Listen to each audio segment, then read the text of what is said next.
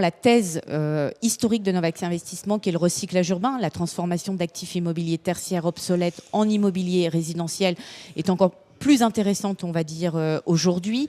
Quand on a lancé le véhicule, la SC Novaxia R en 2020, on était en période de Covid, on parlait du télétravail, il y avait à peu près 2,8 millions de mètres carrés qui étaient vides, rien qu'en Île-de-France, de bureaux. Aujourd'hui, 5 ans plus tard, il y en a un peu plus de 5 millions de mètres carrés qui sont vides.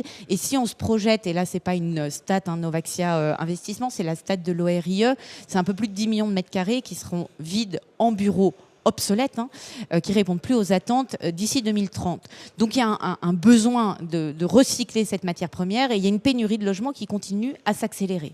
Maintenant, c'est comment on le fait et à travers quel véhicule on peut le faire. Et donc c'est via notre fonds Novaxia R qui est présent dans les contrats d'assurance vie. L'agilité, peut-être, pardon, c'est qu'on avait quand on a acheté les actifs immobiliers en 2021, 2022, effectivement, on l'a acheté sur des données de marché qui ne sont pas celles d'aujourd'hui. Ouais. Et ça serait vous mentir de vous dire qu'on a acheté sur des prix, c'était les prix des années, de ces années-là.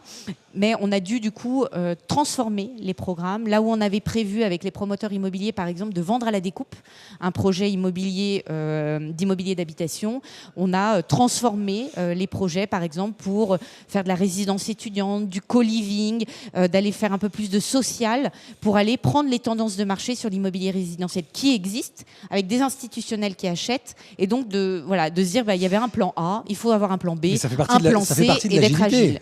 L'agilité, c'est aussi d'avoir une suffisante connaissance du marché et de l'expérience pour pouvoir aller trouver aussi les bonnes sources de distribution quand les distributions habituelles sont, alors je ne vais pas dire taries, mais légèrement plus... Voilà. Change.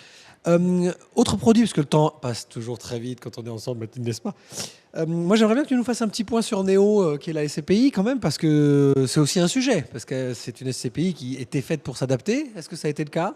Exactement. Alors, Néo, c'était la première SCPI nouvelle génération, donc il y a une forme d'expérience puisqu'elle a été lancée en 2019. Elle a 450 millions d'euros d'encours, donc une diversification. Elle a déjà vécu le Covid. Elle a vécu le Covid, elle a vécu la crise, elle a passé ces moments difficiles. C'était nouvelle génération parce que c'est la première SCPI sans commission de souscription. Alors, bien sûr, avec des frais de gestion, mais on voit que c'est un véhicule qui a résisté à ces périodes-là.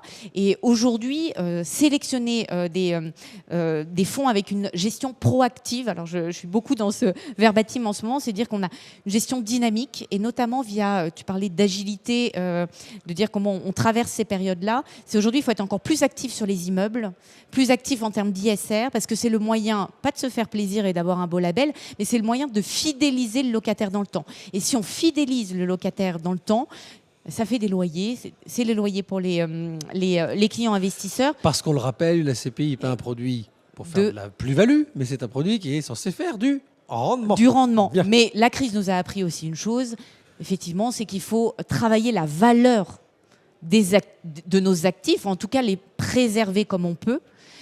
Et donc, c'est aussi en investissant sur les actifs qu'on pourra le préserver dans le temps, et c'est du long terme après. Les meilleures conditions de locabilité garderont la valeur du bien. C'est-à-dire que votre bien, tu ne peux pas le laisser vieillir ou pourrir, surtout avec les nouvelles formes de consommation du bureau, du commerce. Voilà, il faut être dynamique.